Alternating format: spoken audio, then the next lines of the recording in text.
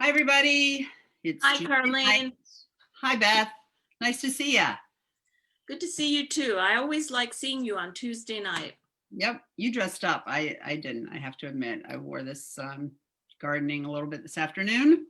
It's too beautiful to stay inside. This is the first call of 5 I've had today that I've taken indoors. Oh, Yeah, yeah. So tell us what we have on tap this evening. well, we have a special guest by video tonight, somebody who everybody loves, everyone who watches this show, every member of Oregon Area Progressives and most of the country loves her.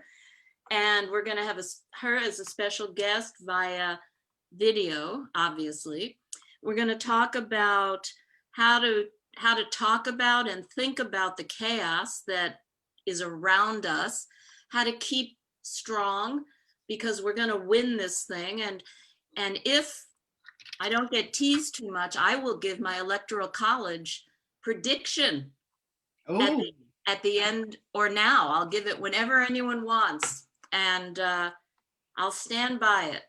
well, So, maybe you should give it before I give my comments because I'm going to refer to it. all right. My prediction is that Biden will get to 270. You know, we need 270 to put Biden over the top. He'll get to 270 on election night. He'll get to his ultimate number, which I predict is going to be between 320 and 330, probably a day or two later. He's going to win the election without Florida. Florida will come in late. And you can go to a website, which I'll find later, because I have this bet with my son, and you can put together your own electoral map. And I will do that and post it on the Oregon Area, with permission, I will post it on the Oregon Area Progressives Facebook page. I am buoyed up by the numbers of people who are voting in person, lined up, early voting around the country, starting yesterday, I think. And I just have a great feeling about this election. That's That's awesome. my prediction. All right. Well, do you want to start us out with your thoughts about what we have going on here? I think we should, just make sure that we cover again what people need to do to get their absentee ballot. And also when they get it, make sure what they need to do to make sure it gets counted. And then we got a lot of volunteer opportunities. So why don't you Yep. start us out? Okay, basic deadlines. Folks, this is easy.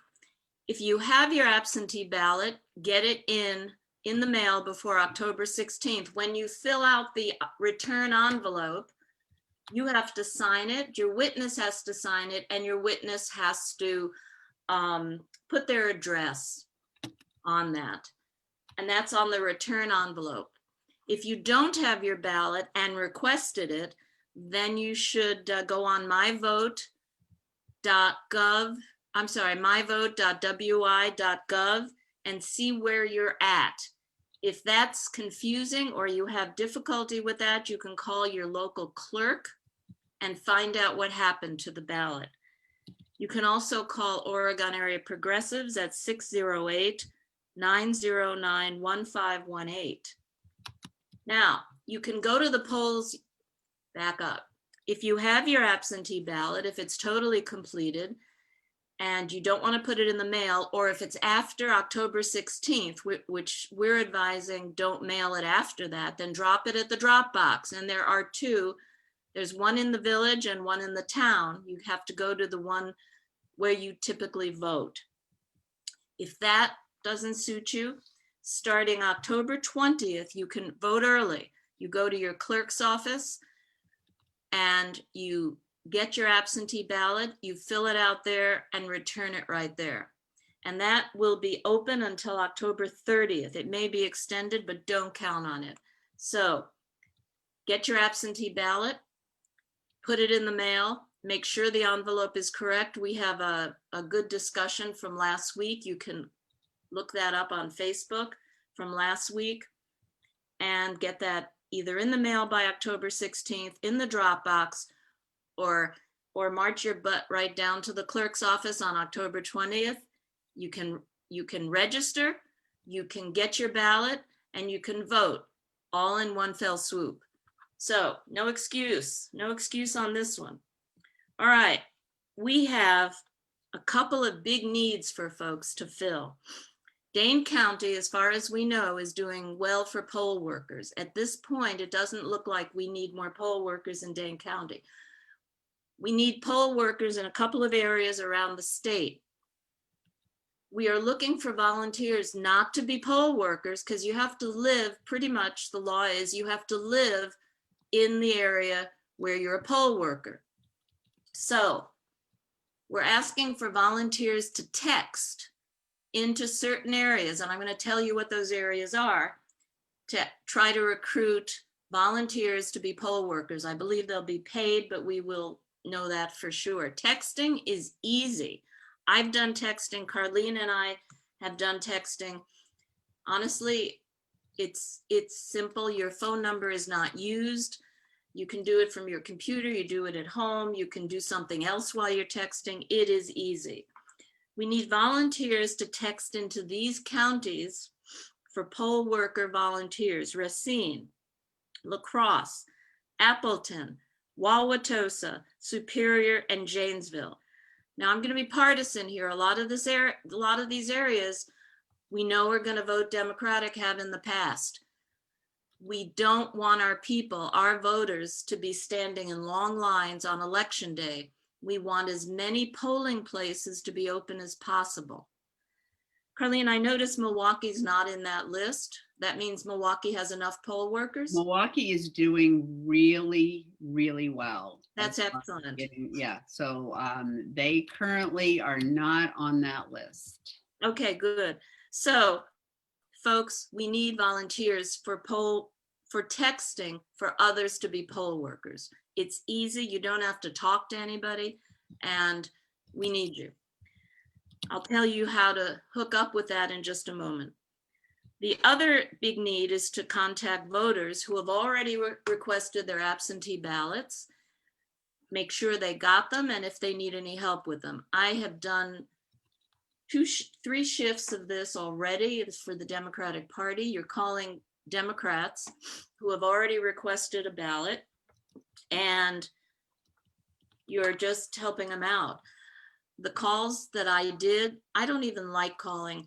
They have this really cool automatic dialer, so you don't have to dial with your phone. You're sitting at your computer, you're hooked up to this machine, and you only talk when someone picks up. So you actually can do some other things, and everybody regularly while she's doing that. Just so you what? know. I said you text me regularly while you're doing that. Right. So it can be done, and it's easy, and it's very gratifying. I have to say, I spoke with a woman. I was trying to call an older woman. I reached her adult daughter. The adult daughter told me her mother doesn't speak English. I said, is she voting? And the adult daughter said yes. And she said, just in case, if you're counting, there are 8 votes in this house for Joe Biden. And that just made me feel good. You're calling friendly people, and it's easy. And it makes me feel good when I connect with other Democratic voters. So when I get stressed, and I get stressed, I do calling. It's just easy. And Carlene does it, and it makes us feel good. So if you want to give us a hand, and particularly with calling people to volunteer for poll workers, we have to keep those polling places open in Janesville, Superior, Big Dem areas, La Crosse, not so much, Racine, but we'll put them where they're needed. We need you to text, and it's easy, and we train. So give us a hand. And sorry, that was my phone. Okay, so here is the number. Give us a call, 608-909-1518, and one of us will get back to you and hook you up for texting or calling. At this point, we're into, the election started. The election doesn't begin on November 3rd. The election ends on November 3rd. It's already started. The more we can do, we're beating the bushes, although that's probably not a good analogy, but you get my point. All right, Carlene, back to you, unless oh, we have another need. For those of you who are Facebook warriors, we need some people who are on Facebook a lot to monitor social media and to give us a heads up when they see disinformation, lies, bad stuff that we believe is not true. So if you're interested in that, give us a call, or you can send us a message in the chat as part of this broadcast tonight. Did I leave anything out?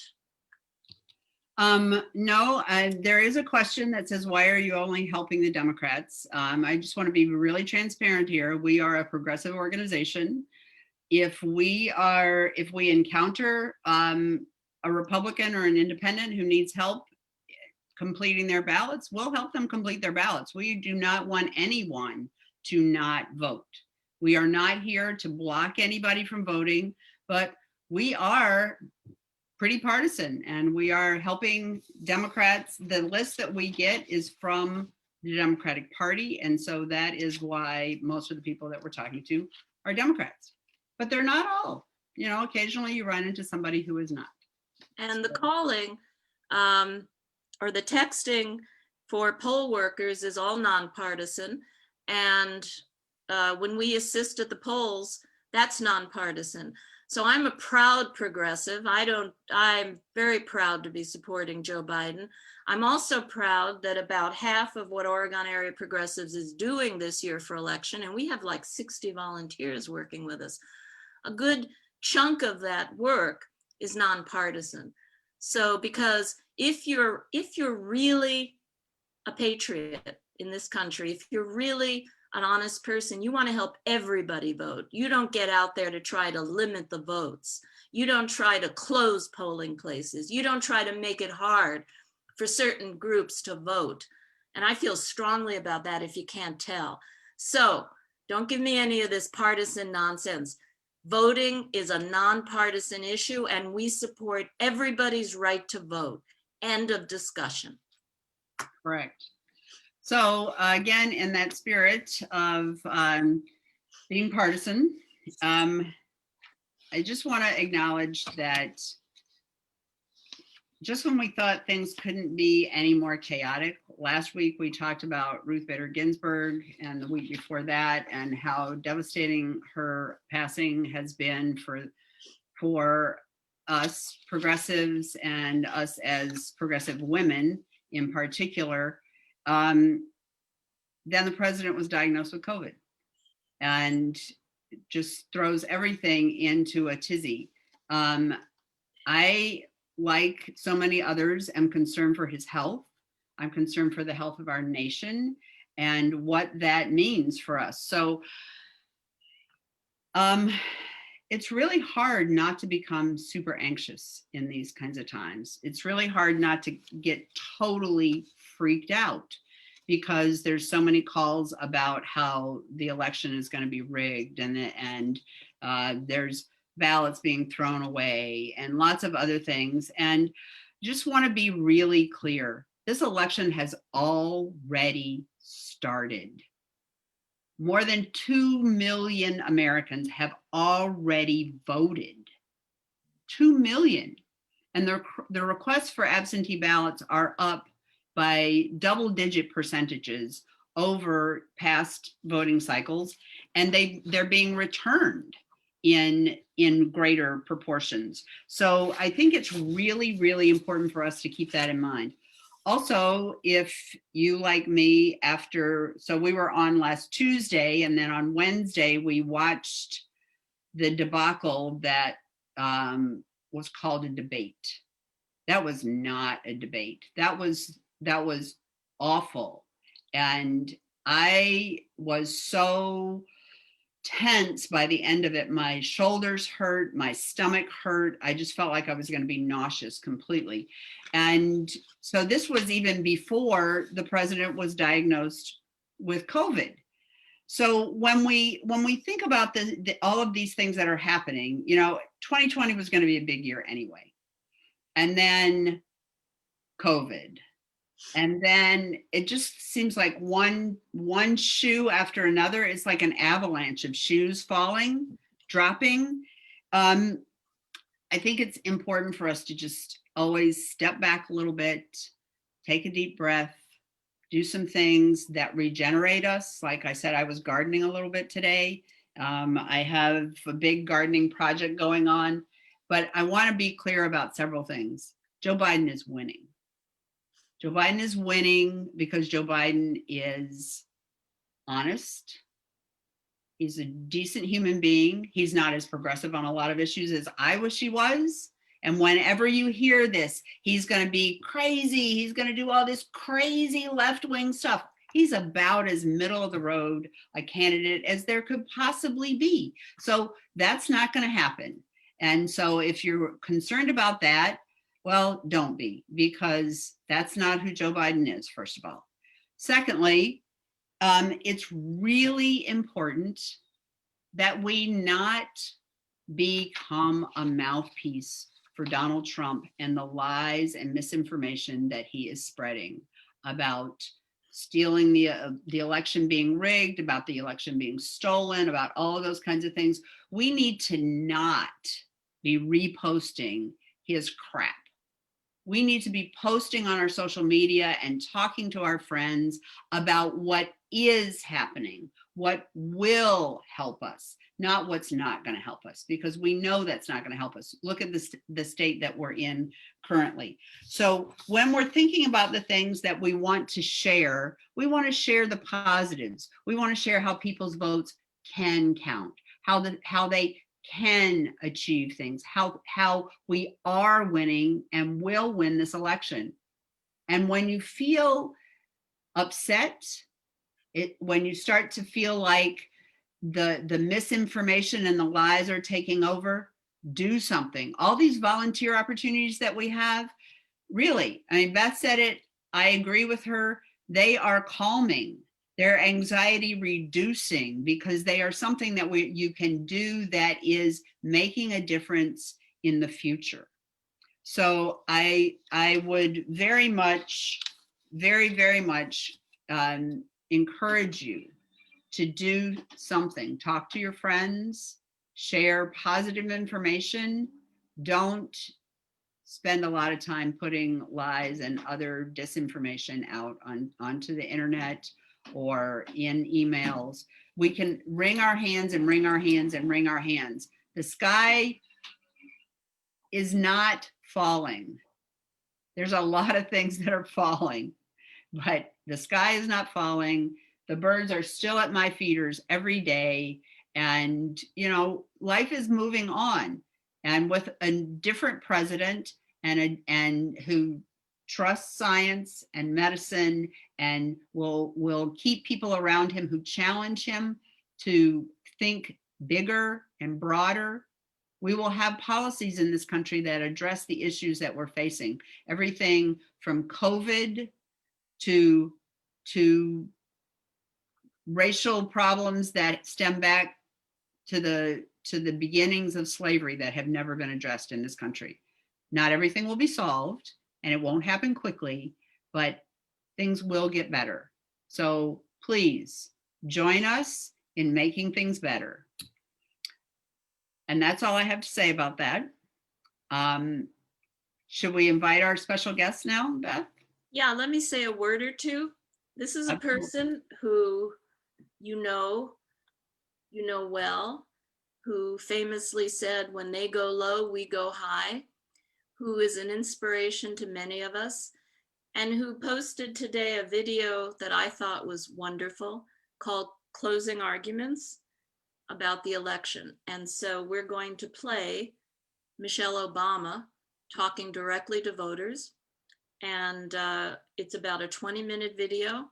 We're hoping you stay tuned for it, but you can come back to it later if you want. And with that, we should go ahead. All right.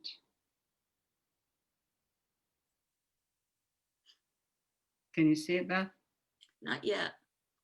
Why don't you? Believe it or not, the election is right around the corner. Votes are already being cast. And if you're still deciding who to vote for or whether to vote at all, I wanted to take a moment to remind you what's at stake and to urge you to make a plan to vote today. Because let's be honest, right now our country is in chaos because of a president who isn't up to the job. And if we want to regain any kind of stability, we've got to ensure that every eligible voter is informed and engaged in this election, because the stakes are on display every day, not just in the headlines, but in our families.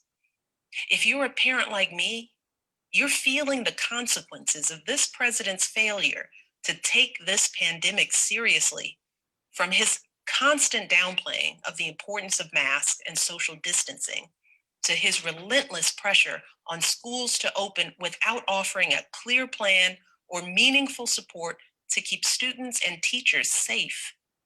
Look, our daughters are in college now, and luckily they're taking classes from home this semester. But in just a few weeks since schools have resumed, many of their friends who returned to campus have either tested positive or are living with someone who has. Yes, it's anecdotal, of course, and everybody wants their kids back in school as soon as it's safe. But as a mom, it is frightening thinking about all these young people who were just our babies yesterday, quarantined alone in dorms or apartments with little or no support as the disease continues to spread, unable to come home if their symptoms get worse. Just imagine the toll that worry is taking on families across this country. Yes, thankfully, there's some relief in knowing that most cases in young people are mild. And I pray every day that no one faces longer term consequences to this disease. But the truth is, we just don't know yet. And we simply cannot trust this president to tell us the truth about anything. Meanwhile, parents with younger kids are dealing with another set of stresses, from grade schoolers who want to learn but struggle to connect with their teacher through a screen, to schools that open and close with little advance notice, leaving everyone in an endless cycle of uncertainty. Too many parents are still juggling 2 jobs and multiple kids without any support, not to mention the millions of families anxious about making rent or getting internet access or affording childcare. It's painful to think that months into this crisis, this is still where we are, with no clear plan, no peace of mind. And the worst part is, it didn't have to be like this. Look around the world. So many other countries aren't experiencing this level of extended suffering and uncertainty. These countries were hit by the same viruses we were. They had the same kind of resources to contain it as we did. But what they didn't have to contend with was this president, a man who had every resource at his disposal, the finest medical experts, our best intelligence, and yet ignored all the advice and failed to produce a plan to provide enough tests for worried families or protective equipment for our healthcare workers. A man who knew how deadly this virus is, but who lied to us and told us it would just disappear. Who, in the greatest crisis of our lifetimes, doubled down on division and resentment, railed against measures that could have mitigated the damage, and continues to hold massive events without requiring masks or social distancing, knowingly exposing his own supporters to a dangerous virus. Today, more Americans have died from this virus than died in the wars in Iraq, Afghanistan, Vietnam, and Korea combined. Take all those lives bravely sacrificed and double it. That is roughly the scale of this tragedy. And our commander-in-chief, sadly, has been missing in action. And his willful mismanagement of the COVID crisis is just one example of his negligence. When wildfires rage out west, he says nothing for weeks. When Americans of all backgrounds, peacefully protest racism and police violence, he disparages them, yet eggs on heavily armed militias. When our heroic young men and women answer the call and give their lives for our country, he calls them suckers and losers and publicly mocks Gold Star families and prisoners of war. All this from someone who, as a wealthy, connected young man, avoided military service. And with millions and millions of Americans left reeling from the worst job losses in recent history, with small businesses closing their doors for good, he and his party dragged their feet to provide necessary relief for people whose lives have been decimated under his watch. 7 months later, he still doesn't have a plan for this virus. 7 months later, he still won't wear a mask consistently and encourage others to do the same, even when those simple actions could save countless lives. Instead, he continues to gaslight the American people by acting like this pandemic is not a real threat. And yet, even in the face of all this incompetence, Americans keep digging deeper, finding new reserves of strength, doing whatever it takes to get through this. That's one of the beautiful things that has given me hope over the past 4 years. Our country's resilience, from the essential workers keeping us safe, to the doctors and nurses caring for our loved ones, to the teachers and childcare workers doing everything they can for our kids. Americans have stepped up to answer the call. It's not too much to ask our leaders to rise to the occasion as well. Thankfully, we have the chance to elect a president who can meet this moment, a leader who has the character and the experience to put an end to this chaos, start solving these problems, and help lighten the load for families all across the country. And that leader is Joe Biden. After seeing the presidency up close for 8 years, maybe the most important thing I've learned about the job is this: how a president focuses their time and energy in office is a direct reflection of the life they've lived before entering the White House. A president's policies are a direct reflection of their values. And we're seeing that truth on display with our current president, who has devoted his life to enriching himself, his family, and other wealthy people he truly understands, cutting taxes for the rich and big corporations, cutting regulations that protect regular families from getting taken advantage of by people like him, cutting his friends loose from prison time. He boasts about gains in the stock market, but when you look at the lives of regular folks, whether it's creating blue-collar jobs, making healthcare more affordable, protecting the environment, keeping our families safe from gun violence, let alone the coronavirus, there's nothing much to brag about. By contrast, Joe Biden has lived his life guided by values and principles that mirror ones that most Americans can recognize. I know Joe. He is a good man who understands the struggles of everyday folks. When he was a kid, his dad lost his job. His family had to move to find work. As a young man, he quit his job at a lucrative law firm to serve as a public defender, protecting the rights of those who couldn't defend themselves. He continued to serve this country even in the face of unimaginable tragedy, losing his wife and baby daughter, later in his life, his eldest son, relying on his deep faith in God to carry him through, never growing cynical, and always willing to see the humanity in us all. It is that spirit, that determination that will make Joe the kind of president we need right now, one who will continue to put the needs of the country before his own, to ensure that all families can get back on their feet and our economy can get back on track.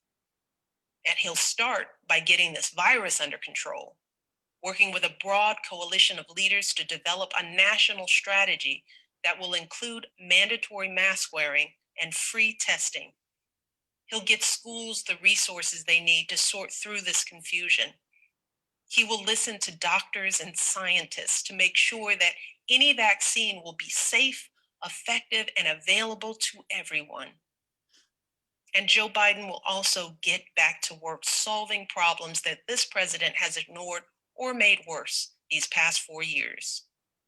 Joe will give working families a tax credit for childcare. He'll roll back those tax cuts for the rich and instead help small businesses and working families. He'll lower the cost of prescription drugs and give every American access to affordable health coverage. He'll work to restore trust between police and communities of color and address the racial discrimination that has plagued us for far too long. He will protect our planet.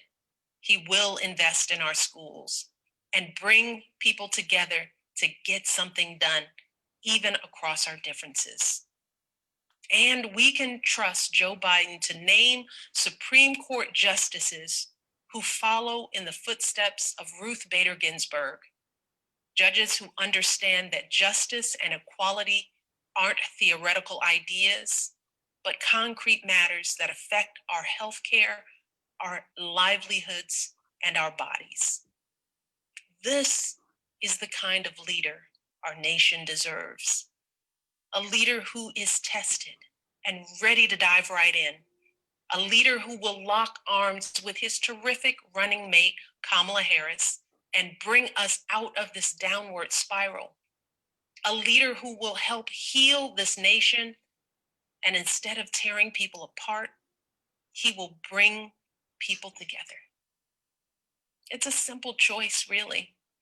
A chance for a fresh start or 4 more years of this.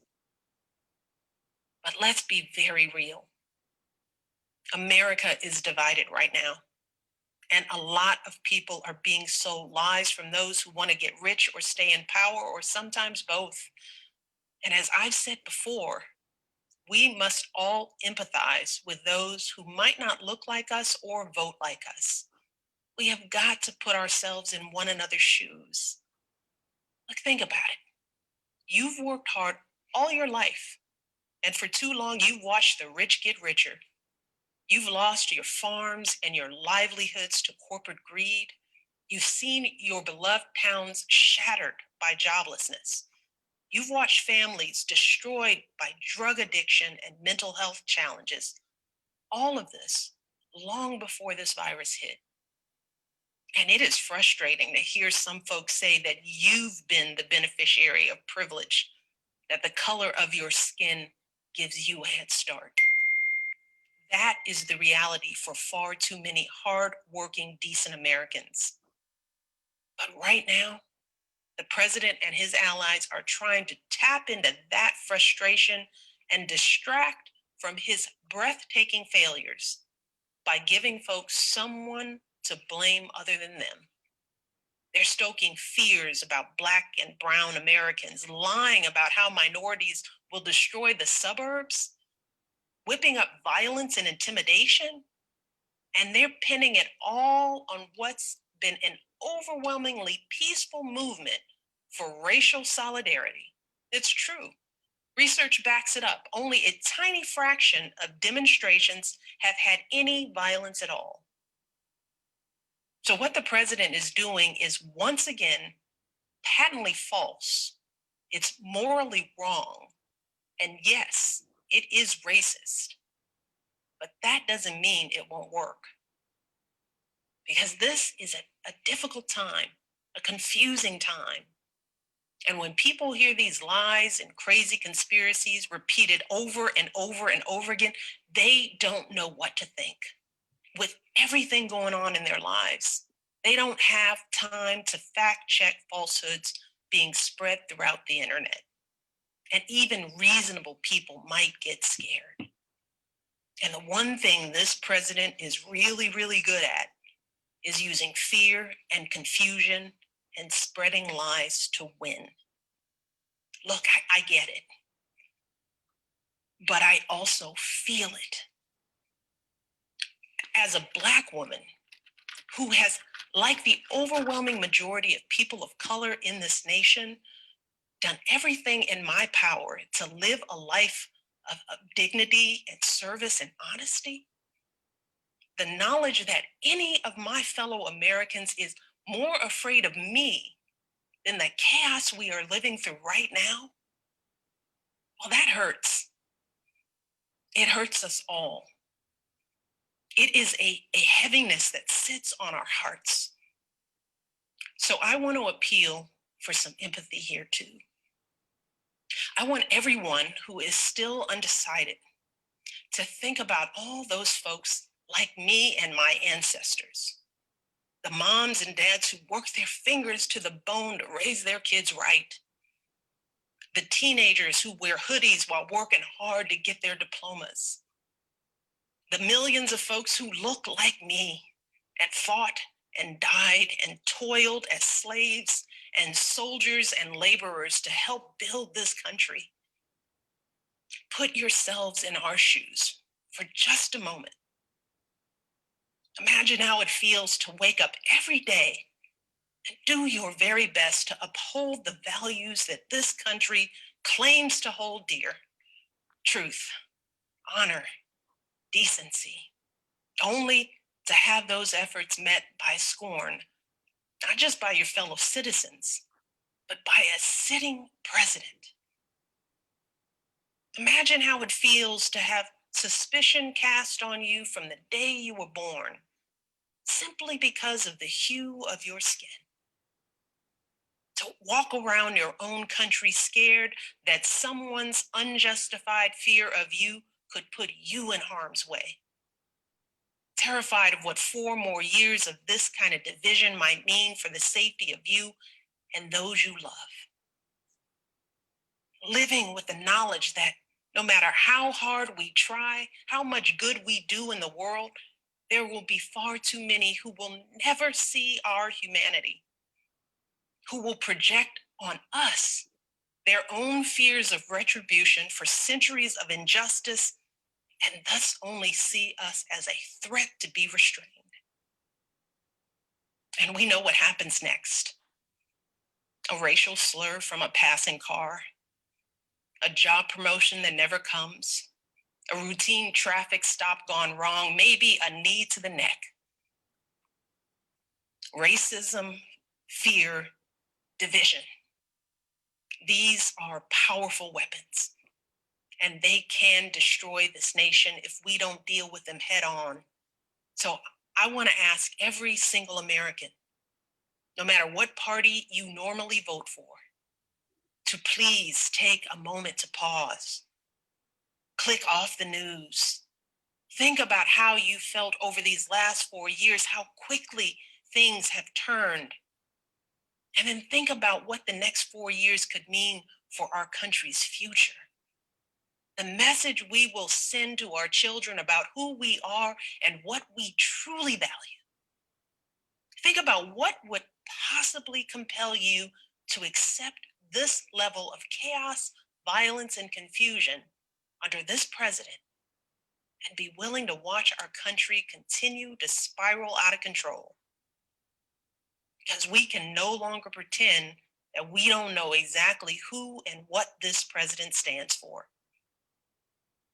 Search your hearts and your conscience, and then vote for Joe Biden like your lives depend on it. Look, you all know that politics has never been my thing. But to all the young people out there, to all the Black and brown folks, to anyone who feels frustrated and alienated by this whole system, I get it. I really do. But in the face of all of the frustration and alienation I've experienced throughout my life, never once have I considered not voting as a viable option. Not once have I thought about foregoing a right and privilege that so many before me fought and died for. Not once have I let someone else's ignorance and hatred keep me from doing my duty as a citizen. because I know we don't have the luxury to assume that things are going to turn out okay. We cannot afford to withhold our votes or waste them on a protest candidate. One of these two men will be president. And only if we vote for Joe Biden with power and with passion will our voices even have a chance at being heard. Because folks who are perfectly content with the status quo, who are quite happy with what's been going on these past 4 years, trust me, whether they say it out loud or not, they will vote too. So we can expect that this election will be won by the slimmest of margins, just like 4 years ago. A handful of votes per precinct in Pennsylvania or Arizona or Wisconsin or Florida or anywhere else will make all the difference. So we have got to make our plan to vote this instant. We've got to vote early so we have the peace of mind to know that our vote for Joe Biden is in the bank. We've got to go to iwillvote.com right now to request our absentee ballots and send them back immediately, or take them to a drop box or an election office. If we choose not to vote by mail, we've got to find out where and when we can vote early in person and show up the minute they open their doors. We've got to set aside time to vote on election day so that we don't get too busy. And we've got to reach out to others, starting in our own backyard. As I like to say, we got to tend our own gardens. That means reaching out to all those folks who we might not be able to count on voting. You know who they are, the folks who might not be as tuned in as we are. Make sure they request their ballots too. Make sure they know where their polling location is. Take them with you to vote if you need to. And make sure you text BELIEVE to 30330 to get involved today.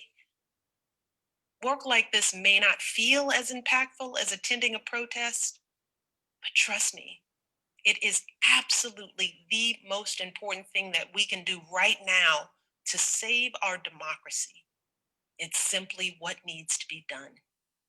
And that's what we've been doing for months, just getting the job done. No matter the stress, no matter if something feels out of our control, because that's who we are as Americans. That is what we do. And right now, we've got a chance to start getting things back under control, to restore some stability and integrity and soul in this country. It is within our grasp. And that's what keeps me going. Thinking about a time not all that far off, with a new president in the Oval Office, a trustworthy, honest, stable leader with a clear plan for controlling this virus and getting our economy back on track, with meaningful support for families and schools, with competence and maturity instead of chaos and confusion. It is possible. It really is. But only if we vote for Joe Biden in this election. We have all been working so hard to keep ourselves and our families afloat. And we deserve a president who will do the same. Thank you for listening. God bless. Wow.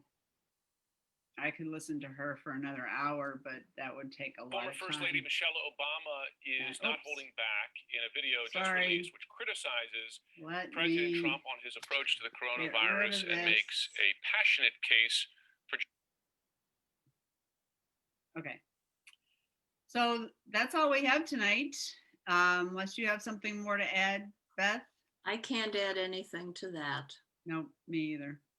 So Good thank night. you guys for tuning in. We hope you'll volunteer, use that phone number, and get in touch.